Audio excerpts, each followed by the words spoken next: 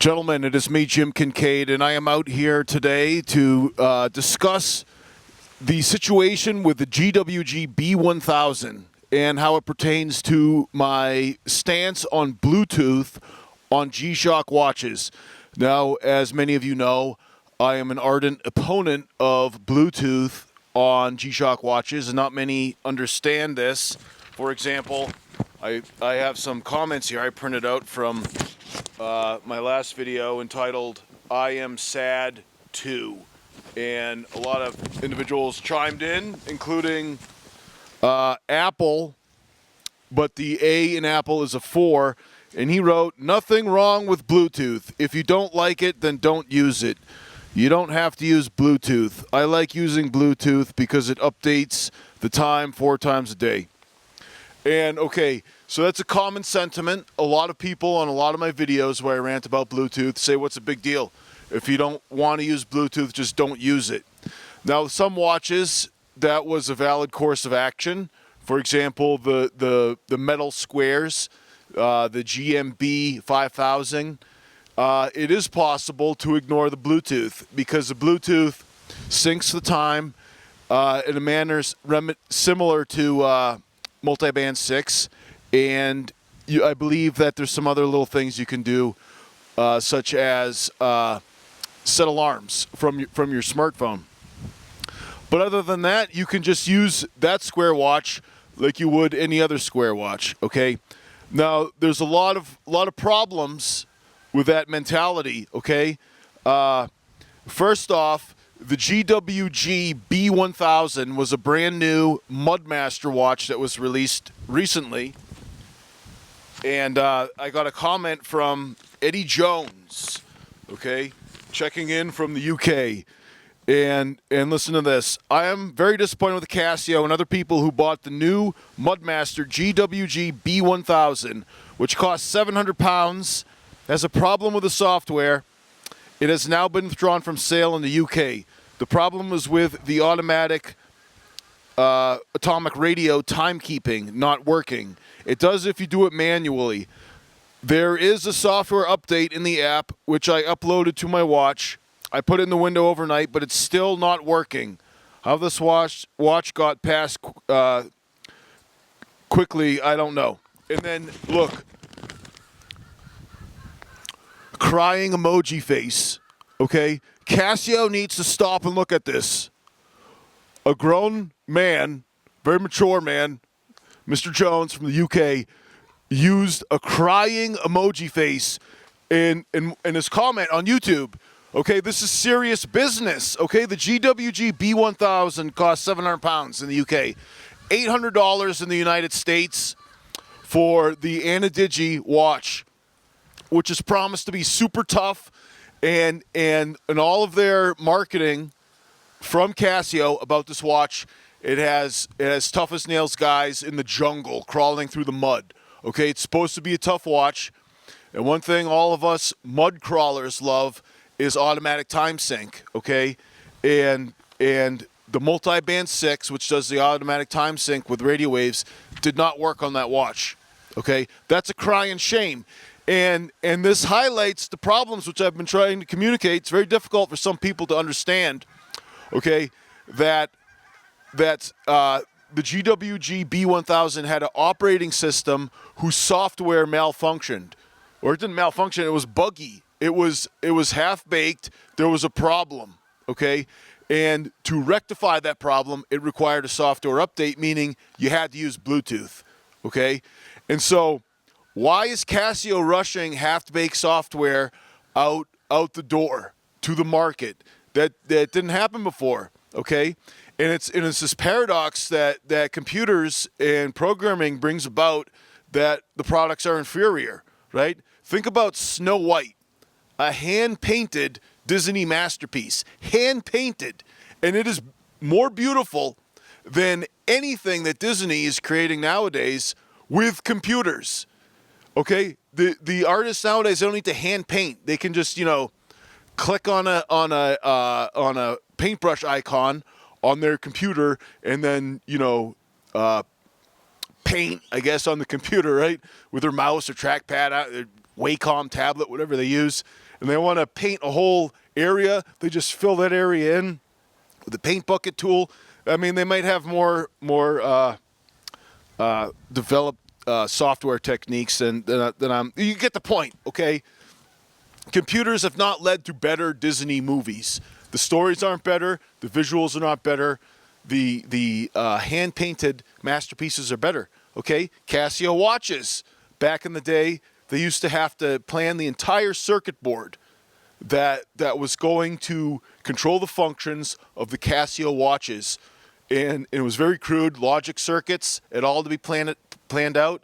It had to be diagrammed. It had to be photographed. It had to be, projected onto the circuit board, soldered together. There's all these integrated circuits, and we didn't have these problems that we're having now with software. Okay, now that's just one minor point, one minor problem about Bluetooth, but the whole point is that, like, why are they rushing these subpar products out the door too quickly? And the reason is that the psychology is that, if there is a problem, we'll just fix it with a software update, okay? So the idea that you can buy a Casio watch and just ignore the Bluetooth may not be possible with future watches, okay? So in the GWG-B1000, those square watches that had as an add-on Bluetooth, that might be true. But look this is a brand new square that I'm wearing right now, and this is the GWH-5600. It is completely and totally different than other square watches. It has an MIP display, and it has Bluetooth, but with it has a totally different operating system. It's not at all like the old-fashioned squares, and I prefer the layout and the operating system of the old-fashioned squares. And so the problem with Bluetooth is the direction that Casio is heading with Bluetooth. And so Eddie Jones and other guys who bought the GWG-B1000, when they go to update their software, they're going to find that this Bluetooth is not just some simple little thing, right? So you have to download an app to your phone, and then you have to sign up for an account. So you need to email a password, and then you have to agree to several different terms of service, right? Just to update the software on your watch. That's a scam, okay? And so, I really hope that Casio pays more attention to these issues, because they're going to lose customers, okay? And just to show you that point, another comment I got was from, let me see if I can find it here. All right, here we go. Flew Up Lehel. He says, great video. I love G-Shock watches. My last one I purchased is a full metal square, the stainless steel version, which also has Bluetooth, but it is solar and multiband 6 also. It is made in Japan and is a great watch. I am not using Bluetooth on this watch, and it is working great. The display is very crisp compared to my other G-Shock watches. Okay, so that's the type of watch I'm talking about. It's just a regular square, but it happens to have Bluetooth. Everything else is the same, which is not true of this square watch. I have the GBD-200 with the great MIP display, but it is not solar and no multi-band reception. But recently I bought the Citizen ProMaster Skyhawk Blue Angels Edition with atomic time, an eco-drive solar movement, and 200 meters water resistance and sapphire glass. It was around $400 US, and it is a very solid watch. So right now I'm focusing on the Citizen ProMaster series. I was about to get the Mudman you have. It was on sale, but with a negative display. But that display is horrible. I can't do that. The Casio apps are unfinished, so no more G-Shocks for me this year. Okay? Proof positive to my point. Mr. Lehel is driving home my points, right? The negative LCDs are terrible, so he passed over the Mudman that was on sale. And how is a brand new watch on sale, right? It means that the sales aren't good. And by the way, the watch he's talking about is this one, which is the new Mudmaster, the GW-9500. I really like this watch. Even with a positive display, there are some visibility issues. As you can see, there's a lot of glare. However, I really like this watch. No Bluetooth, atomic timekeeping, and solar. Okay, retails $380. I really like it, but you know, I would recommend staying away from the negative LCD. Excuse me. Anyways, he's turning to Citizen. All right, Citizen isn't as big, you know,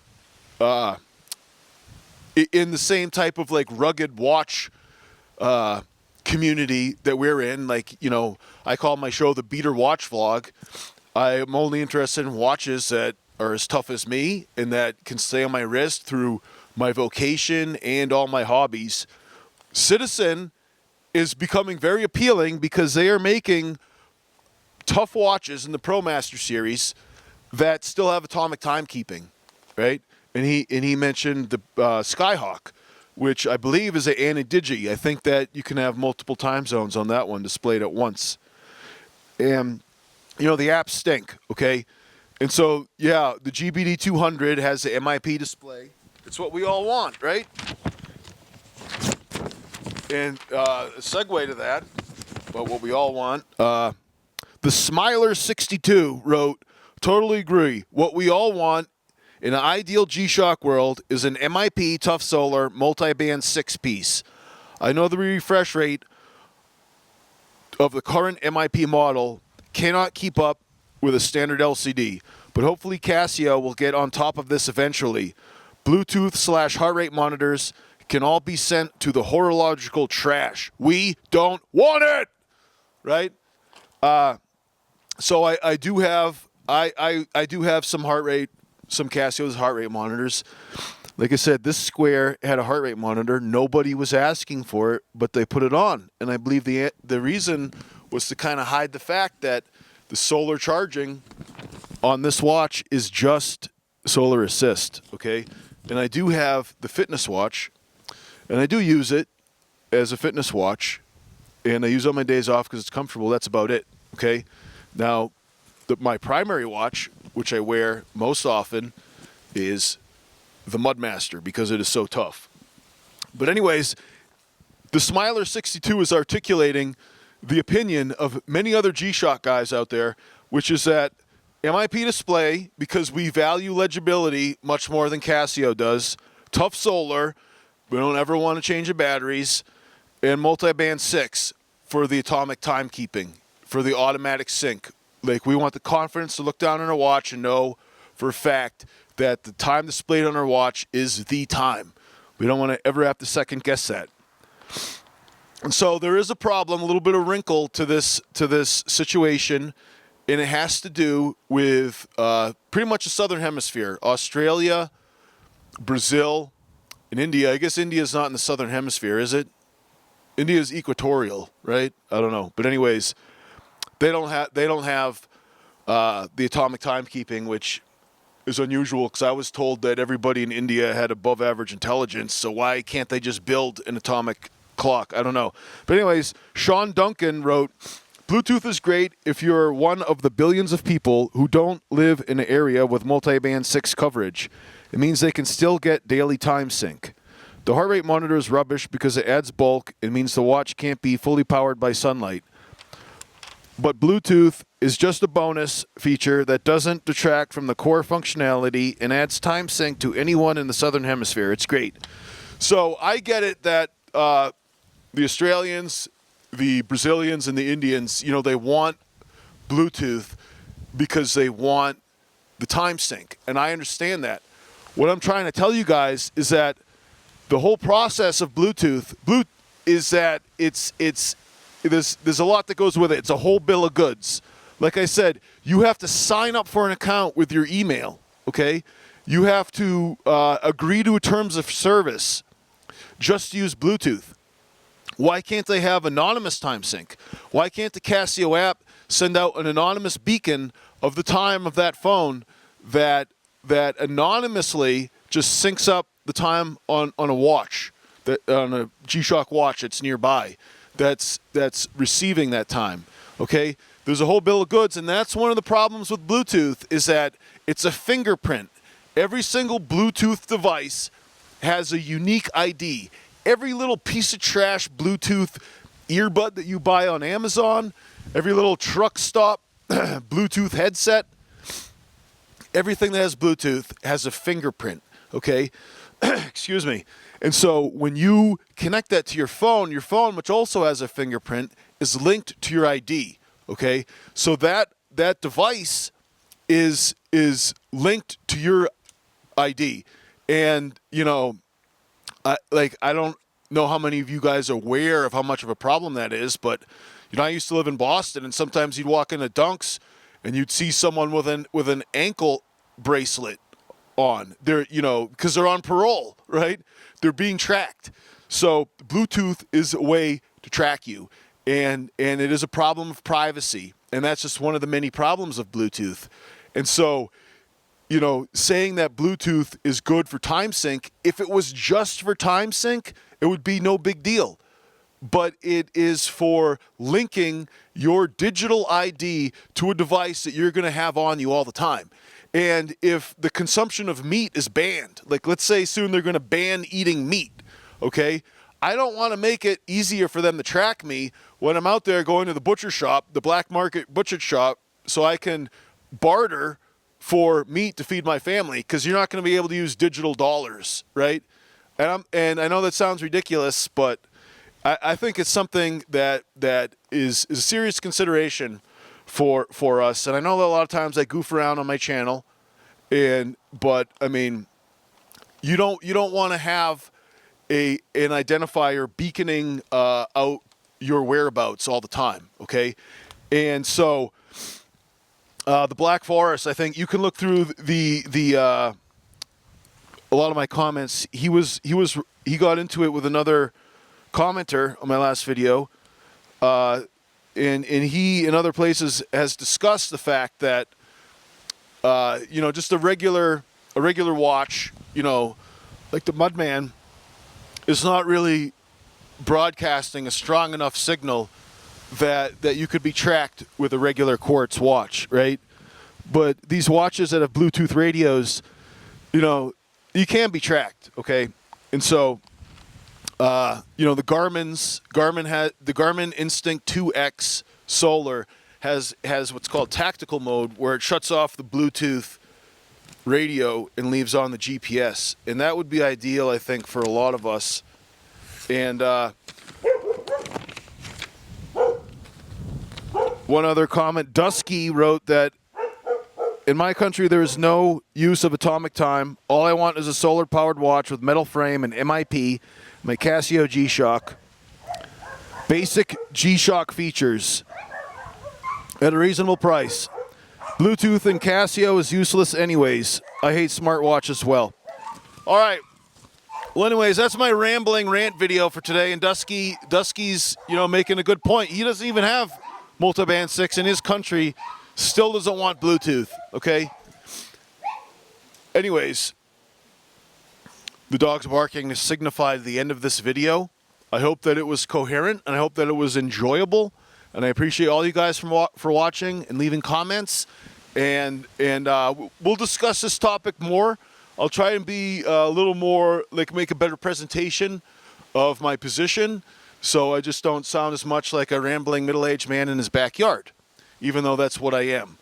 And I do enjoy watches, and, you know, I make a whole bunch of other types of videos besides watch reviews.